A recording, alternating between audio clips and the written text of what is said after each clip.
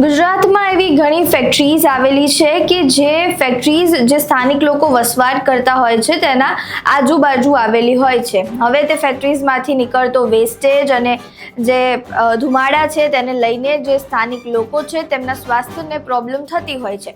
એવી જ એક ઘટના ઊંઝામાંથી સામે આવી છે કે ઊંઝામાં આવેલી KM ટ્રેડર્સ નામની જે ફેક્ટરી છે તેના વેસ્ટેજથી અને તેના ધુમાડાથી તેના જે પ્રદૂષણ છે તેનાથી 2 લોકોને કેન્સર થયું છે। હવે આ સમગ્ર મામલે સમાજ માટે કામ કરતા અને સામાજિક સેવા કરતા એવા તારક ઠાકોર દ્વારા આ સમગ્ર મુદ્દો ઉઠાવવામાં આવ્યો છે। સ્વરૂપજી ઠાકોર, બીજા મંત્રીઓ અને પ્રદૂષણ બોર્ડના જે અધિકારીઓ છે તેમને આજે આવેદનપત્ર આપવામાં આવ્યું છે અને આવી જે ફેક્ટરીઝ છે તેના ઉપર કડકમાં કડક કાર્યવાહી કરવામાં આવે તેવું કહેવામાં આવ્યું છે। વધુમાં તેઓ શું કહી રહ્યા છે તે સાંભળો। આજે 22/6/2026 સોમવારના દિવસે અમે લોકશાહીના મંદિર ગુજરાત વિધાનસભા આગળ આજે ઉપસ્થિત થયા છીએ અને મુદ્દો એના એ જ કે ચામુંડાનગર અઈઠોર ઊંઝા ખાતે 300 ઠાકોર સમાજના લોકો છેલ્લા 5 થી 7 વર્ષથી, જેમાં હર્ષદસિંહ ઝાલા એ સમાજના ખૂબ જ સક્રિય અને નિષ્ઠાવાન આગેવાન, યોગેશ અને પ્રતાપજી જેવા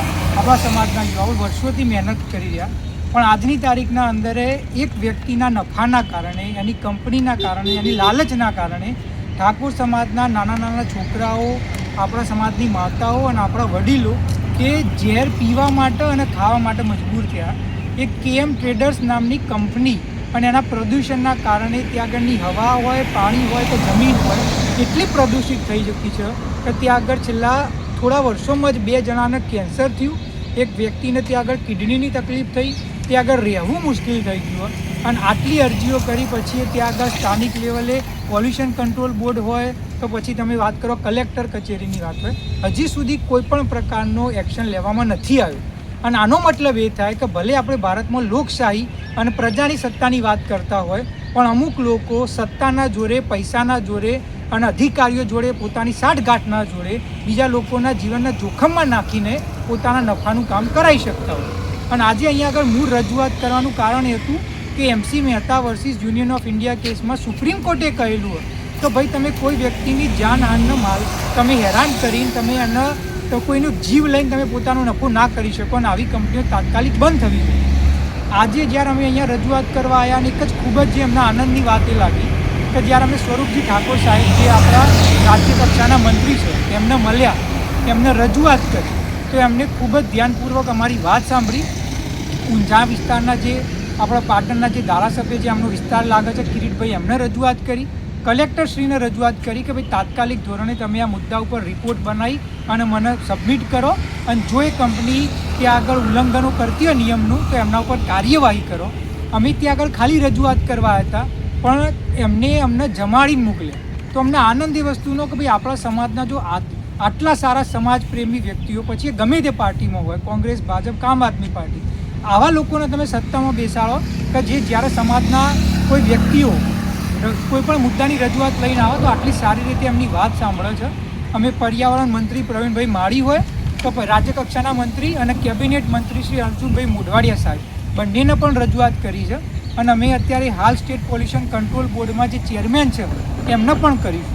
અને જેટલા પણ લોકો આ વિડીયો જોઈ રહ્યા હોય, હું તમને એક જ વસ્તુ કહેવા માગીશ, જ્યારે તમારા સમાજના લોકો એ જીવના જોખમે ત્યાં આગળ રહી રહ્યા હોય અને તમારી જવાબદારી કે આ વિડીયોને જેટલા થાય એટલા લોકો સુધી પહોંચાડો, સામાજિક આગેવાનો, ધારાસભ્યો, સાંસદો, કે જેના કારણે આપણા સમાજના લોકોનું ભવિષ્ય બચી શકે, એમનું જીવન બચી શકે અને એના માટે તમારો સાથ સહકાર જોશે। કારણ કે આજે ભલે ઊંઝા ચામુંડાનગરમાં થતું હોય પણ કાલે એ બનાસકાંઠામાં થશે, પાટણમાં થશે, મહીસાગરમાં થશે અને જો તમે આમના માટે નહીં બોલો તો એ તમારા માટે નહીં આવે। તો સમાજની એકતા બતાવવાનો આ તમારા માટે સૌથી સર્વશ્રેષ્ઠ સમય। જો અમને તાત્કાલિક ધોરણે ન્યાય નહીં મળે અને અમારા સમાજના બાળકોના ભવિષ્ય સાથે આવી રીતે છેલ્લા થતા રહેશે તો યાદ રાખજો, ઠાકોર સમાજ ત્યાં નહીં સહન કરી લે, પછી ત્યાં આંદોલન કરવું પડશે કે જે કરવું પડશે પણ અમે અમારો હક લઈને રહીશું અને તાત્કાલિક ધોરણે આ ફેક્ટરીને બંધ કરો અને અમારા સમાજના બાળકોના ભવિષ્યની તમે આજની તારીખના અંદર ચિંતા કરો એવી વિનંતી કરું છું। જય માતાજી, જય ઠાકોર. તમે સાંભળ્યું તેમ અત્યારે જે પ્રમાણે ફેક્ટરીઝમાંથી નીકળતા વેસ્ટેજ અને ધુમાડાને કારણે પ્રદૂષણ થઈ રહ્યું છે અને તેના કારણે જે સ્થાનિક લોકો છે અને આજુબાજુમાં જે વસવાટ કરતા લોકો છે તેમને પોતાના સ્વાસ્થ્ય સાથે ચેડા થઈ રહ્યા હોય તેવું થઈ રહ્યું છે. ઘણા બધા એવા કેસીસ પહેલાં પણ સામે આવ્યા, અત્યારે પણ સામે આવી રહ્યા છે, પરંતુ પ્રદૂષણ બોર્ડ દ્વારા જે પ્રકારની કાર્યવાહી કરવામાં આવવી જોઈએ તે પ્રકારની કાર્યવાહી કરવામાં નથી આવતી તેવું કહેવામાં આવી રહ્યું છે. ત્યારે હવે આગળ પ્રદૂષણ બોર્ડ દ્વારા આ સમગ્ર મામલે શું પગલાં લેવામાં આવે છે તે જોવું રહ્યું. તમારું આ સમગ્ર મામલે શું માનવું છે? તમારા જે મંતવ્યો છે તે અમને કમેન્ટ બોક્સમાં જરૂરથી જણાવજો. વિડીયો પસંદ આવ્યો હોય તો લાઇક, શેર, કમેન્ટ કરો અને મારી ચેનલને સબસ્ક્રાઇબ કરવાનું ભૂલતા નહીં. નમસ્કાર.